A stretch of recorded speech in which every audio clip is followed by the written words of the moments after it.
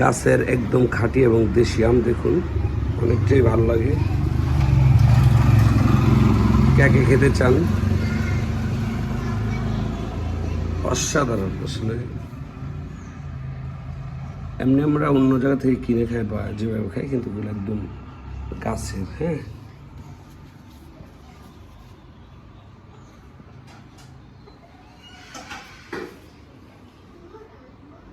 গাছের একদম খাঁটি এবং দেশি আম। এগুলো কিন্তু দেশি আম একদম। হ্যাঁ,